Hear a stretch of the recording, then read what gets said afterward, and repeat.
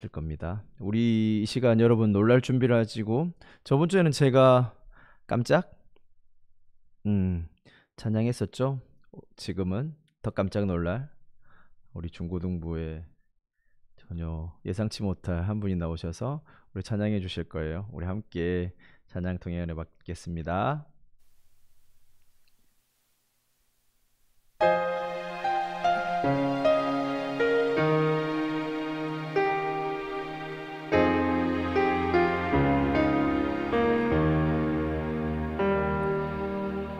내 백성이 나를 떠나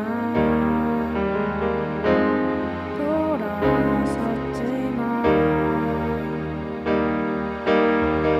내 사랑이 내 백성을 포기 못하니 내 모든 것 내어주고 나 그들을 얻으리라 여호와께 돌아가자 우린 돌아서도 그는 변치 않네 여호와께 돌아가자 우린 넘어져도 그 사랑 영원하네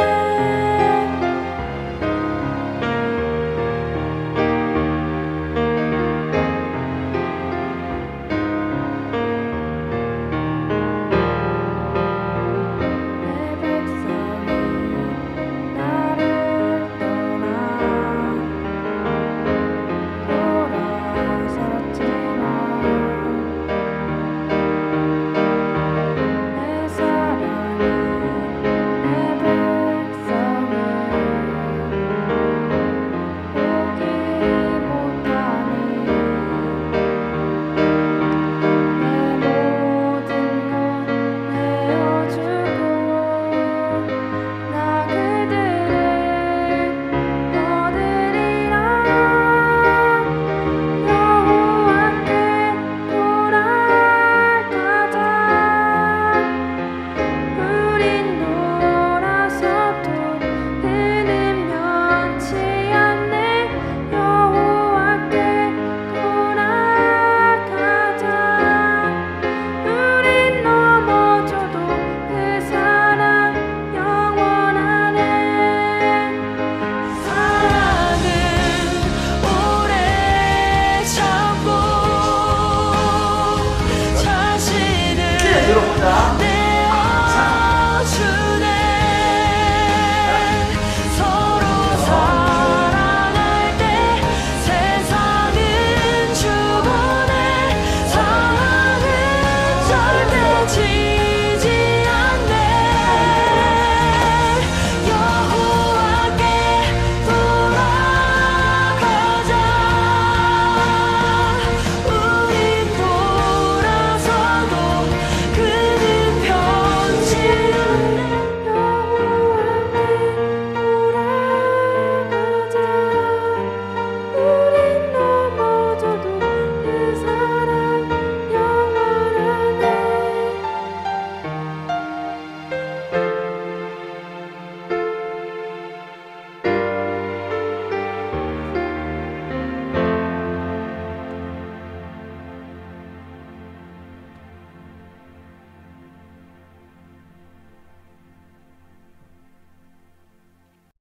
네, 방금 해외 순방 공연을 마치고 잠시 한국 방문차 공연을 해주셨던 우리 시온이에게 감사를 어제 엄청 떨린다 그러고 고민 많이 했어요. 그래도 우리 시온이가 씩씩하게 우리 찬양하고 기도도 다 해줬습니다. 여러분 우리 중고등부 인터넷 예배로 드리고 있지만 언제든지 이렇게 예배를 사모하고 함께 친구들과 우리 선생님들 그리워하고 예배 함께 드리는 그날들을 위해서 이렇게 헌신해 주시고 섬겨 주셔서 감사합니다. 어제는 우리 시온이가 교회 와서 이렇게 찬양해 주셨어요. 다음 주 꼭 시온이가 부탁하는데 꼭 다음은 정은이가 해달라고 정훈아, 다음 주에 너다.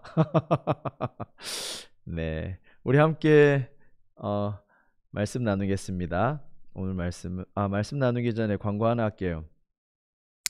2월 17일부터 이번 주 수요일이죠. 그래서 원래 1년 동안 우리 성경 읽기가 하는데 우리 중고등부는 일단 4월 4일까지 부활절까지 이번 주 수요일부터 4월 4일까지 이 성경 읽기 표를 선생님들을 통해서 각반 우리 학생들 친구들에게 나눠줄 거예요. 그 표에 있는 대로 성경 읽고 선생님이 내주는 퀴즈 그리고 선생님이 인도하시는 그 모임들을 잘 참석하면 물론 줌이겠죠. 참석하면 4월 4일 날까지 체크를 해가지고 여러분 선물 다 해드릴 거예요. 좋은 선물로 골라서 드릴 테니까 정교인 성경 읽기 여러분 꼭 주위에서 참석하시고 내용 잘 봤다가 매일매일 그 분량이 그렇게 많진 않아요.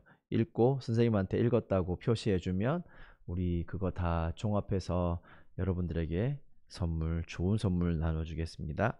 자, 오늘 함께 나눌 말씀을 읽어보겠습니다. 오늘 말씀은요, 누가복음 15장 24절. 네.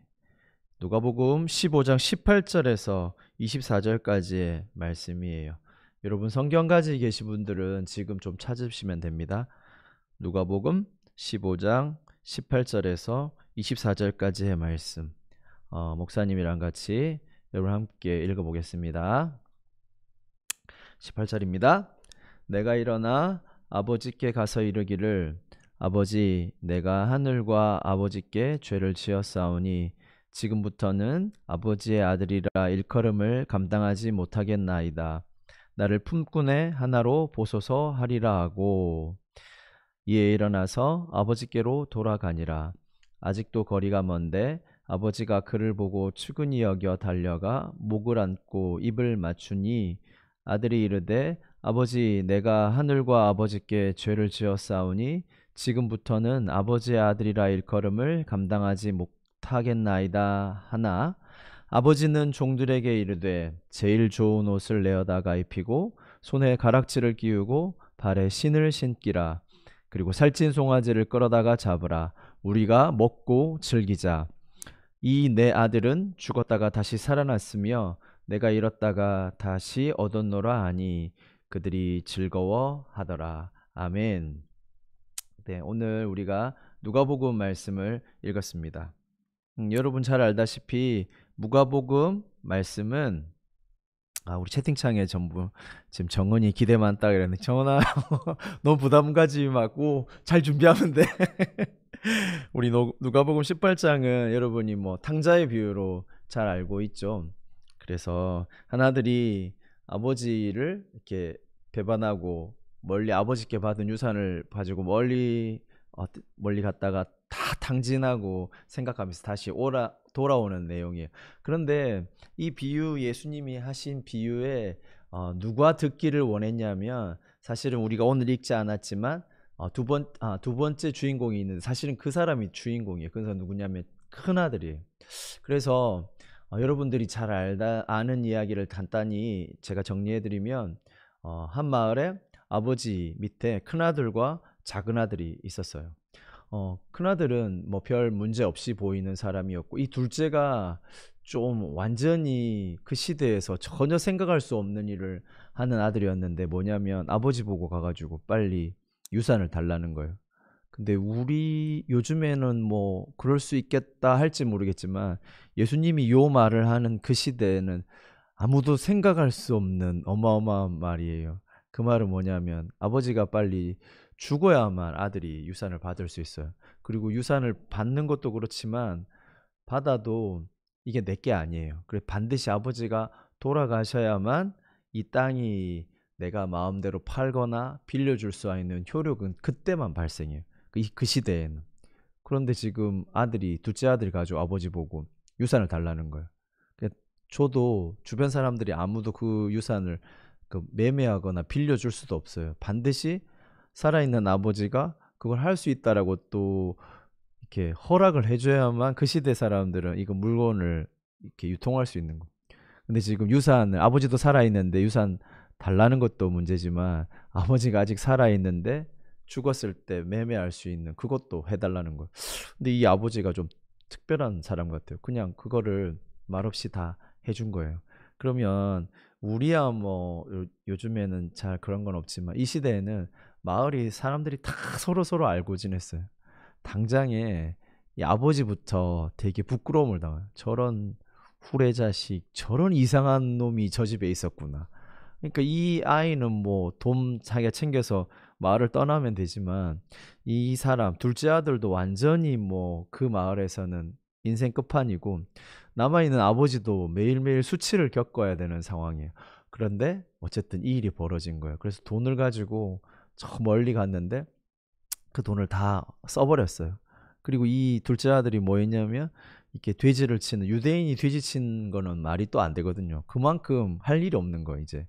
그런데도 거기서 주는 뭐 이렇게 음식 가지고 배도 안 부르고 그래서 이제 생각한 게 뭐냐면 아 내가 여기서 지금 완전히 막노동 최하의 일을 해도 배를 지금 채울 수 없을 정도면 생각해 보니까 차라리 우리 아버지 집에 가서 거기서 일하면 배는 든든히 먹을 수 있으니까 우리 아버지는 그 정도 부자니까 얘가 생각한 게 뭐냐면 아 내가 도저히 아들로는 면목도 없고 그 마을에 못 들어가는 거예요 아들로서는 이런 어마어마한 짓을 한 사람이 그래서 그건 안 되겠고 가서 아버지한테 부탁해서 저는 더 이상 제가 아들로 불릴 만한 이제 존재가 아닙니다. 그러니까 차라리 그냥 그 종 중에 하나만으로 써주면 제가 그냥 먹고는 살고 살 수 있을 것 같지 않을까?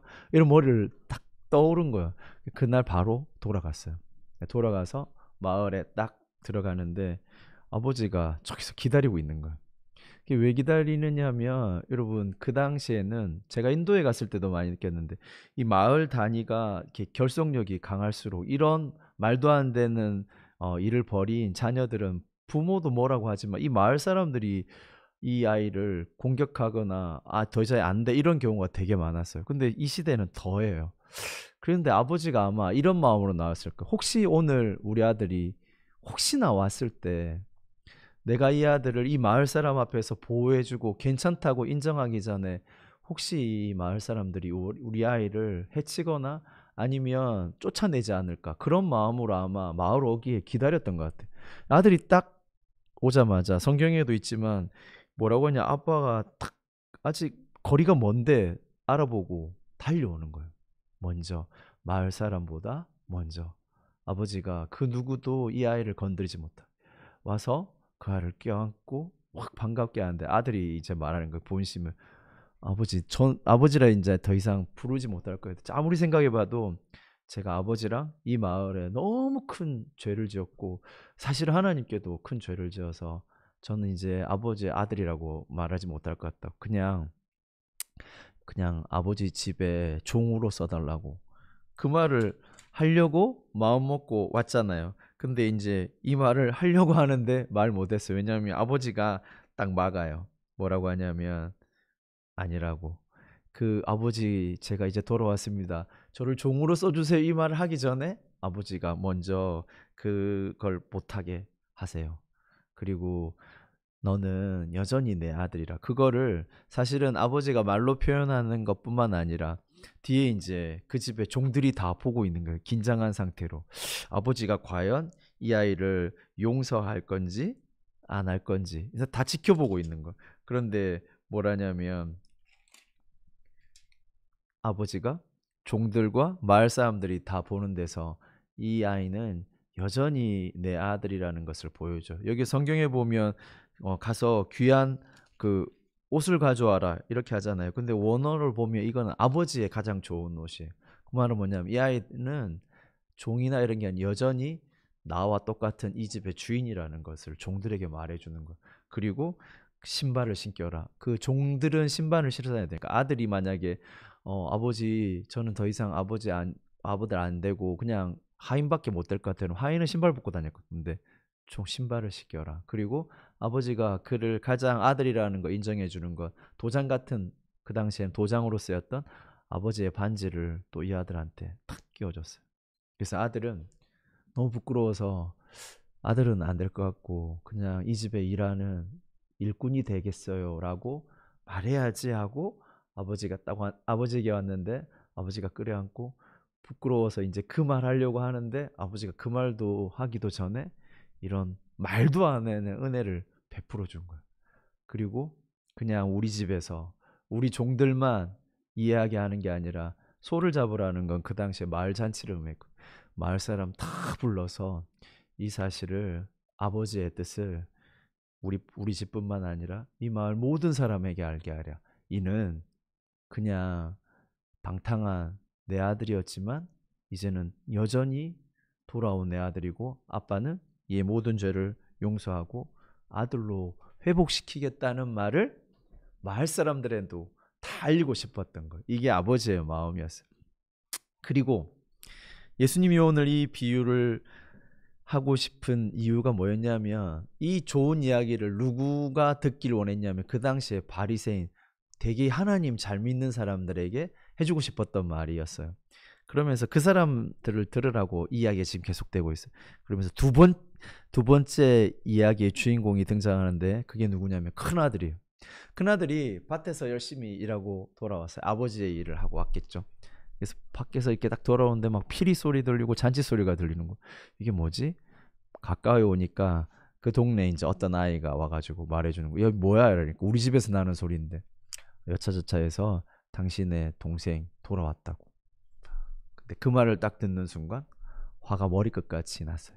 그 당시에 잔치는 아버지가 열면 아버지를 대표하는 큰아들은 마치 그 집의 가장 큰 그 청징이나 종처럼 그 잔치를 섬겼어요. 왜냐하면 이 잔치의 호스트는 아버지긴 하지만 그 모든 걸 책임지는 건 그 아버지의 아들 접니다. 그래서 사기의 잔치기도 했어요. 그러니까 이제 들어가기 싫은 거예요. 들어가면 아버지가 인정했던 저 아들의 돌아온 것들, 아들의 이 둘째 아들의 이 모든 행실을 용서해 줘야 되고 자기도 아버지처럼 해야 되니까 그게 싫은 거예요. 그래서 안 들어갔어요. 밖에 있었어요. 나는 저걸 도저히 인정할 수 없다. 저 사실을 받아들일 수 없다. 그 소리가 아버지의 귀에 들어갔겠죠. 그것도 사실 아버지를 되게 부끄럽게 하는 거예요. 아버지가 연 잔치에 큰아들이 들어오지 않으니까. 마을 사람들이 또 여전히 아버지를 부끄럽게 할 일이에요. 그러면 그 당시 정서로는 아버지가 그 사실에 대해서 엄청 노발대발해야 하는 게 당연한 거예요. 근데 아버지는 또 한 번 사람들의 모든 기대를 저버리고 아버지가 되게 부끄럽지만 그 수치를 다 안고 문 밖에 나가요. 그리고 그 아들을 만나요. 큰아들을 만나서 말하는 거예요. 잔치에 참가하라고. 그런데 이 큰아들이 이렇게 말하죠. 오늘 우리가 읽지 않았지만 아버지, 저는 평생 아버지 집에서 종처럼 일했어요.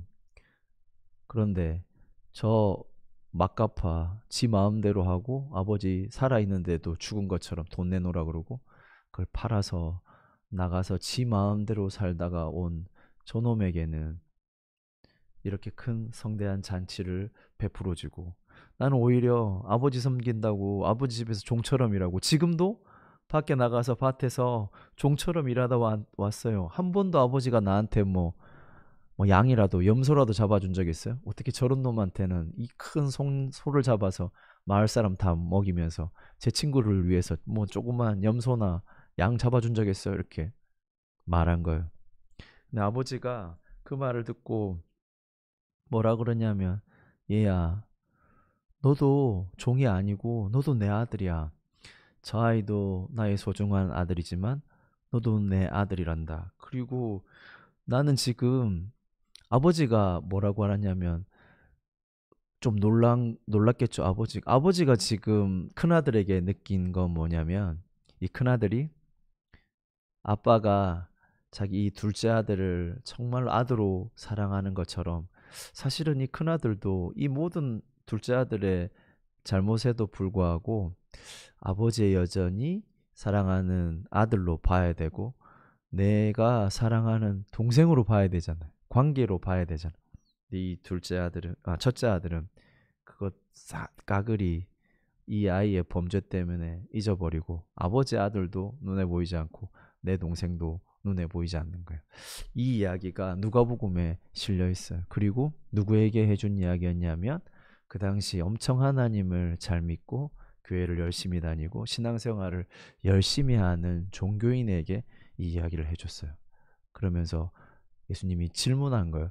왜 이 주인은 이렇게 잘못하고 많은 죄악을 범했는데도 여전히 그 아들을 향해서 사랑하고 불쌍히 여기고 끌어안아주고 회복하는데, 이 첫째 아들, 아빠를 닮아서 오히려 아빠보다 먼저 아들을, 동생을 찾으러 나가야 되고 그 아버지의 사랑하는 잃어버린 아들을 찾아가야 되는데도 불구하고 그렇지도 않고 집에서 묵묵히 열심히 일하지만 그 마음에는 사실은 아버지하고 관계가 다 깨어진 이 큰아들. 그래서 이 큰아들의 문제를 사실은 예수님이 이야기해 주는 거예요. 마치 오늘 우리에게도 똑같아요. 지금 예수님이 큰아들에게, 그리고 사실은 오늘 교회를 그리고 신앙생활하는 우리들에게 질문하는 거예요. 똑같이 큰아들처럼 교회 안에서 열심히 신앙생활하고 아버지가 시키는 일이라면 열심히 묵묵히 해요. 근데 그 마음에는 이 큰아들이 부지불식간에 탁 튀어나온 게 있어요. 아버지, 전 종처럼 열심히 일했어요. 저를 위해서 왜 아무것도 안 해줘요? 내 아버지가 뭐래죠? 넌 종 아니야. 넌 내 아들이야. 네가 열심히 하건 열심히 안 하건 변하지 않는 한 사실이 뭐였냐면, 너는 내가 둘도 없이 사랑하는 이 세상에 가장 소중한 내 첫째 아들이야. 아버지는 늘 그렇게 보고 있었는데 이 첫째 아들은 그렇지 않았어요. 사실은 첫째 아들은 둘째 아들과 사실은 똑같아요. 아버지지만 아버지로 좋은 분으로 여기지 않고 그저 자기가 아버지 언젠가는 그 재산을 차지해. 근데 사실은 둘째 동생처럼 표시내지 않고 뛰쳐나가지 않았을 뿐이지, 그 집안에 살면서 여전히 아버지를 사실은 오해하고 마치 주인처럼 언젠가 저 사람의 재산을 받아야지. 동생은 뛰쳐나갔지만 나는 참고 일하는 척 해야지. 근데 딱 위기가 오니까 튀어나온 거야. 나 열심히 일했어요. 나 최선을 다했어요. 내 몫은 왜 안 주고 저 아무것도 안 한 님한테, 안 한 놈한테 뭘 줘요? 그렇게 이야기하는 거야. 뭘 잊어버렸냐면 자기의 아빠가 어떤 분인지 완전히 잊고 사는 그 큰아들의 모습이에요. 그래서 예수님이 이 이야기를 통해서 그 시대 사람들한테도 말했지만 우리에게도 말하는 것, 신앙생활이라는 것은 제일 중요한 게 뭐냐, 하나님 그분이 어떤 분인지를 정확하게 아는 거예요. 하나님의 성품, 하나님의 그분, 그분의 인격, 그분이 어떤 분인지를 알고 그분의, 나와 그분이 어떤 관계인지를 아는 거, 그게 가장 소중한 거예요. 그 다음에 행동은 그 다음 일이에요. 마치 큰아들처럼 하나님은 우리를 넌 내 사랑하는 아들이야, 그 자체로 난 너를 너무 존중하고 넌 너무 소중해, 이렇게 하나님은 아들로 보는데 첫째 큰아들은 그러지 않은 거예요.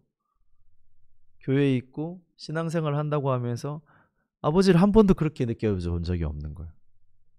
그냥 자기가 열심히 하고 그에 대한 상응을 받고 내가 더 열심히 하면 하나님이 더 열심히 나를 대우해 주겠지, 이런 마음으로 그 눈으로 동생을 보니 이해가 되지 않는 거죠.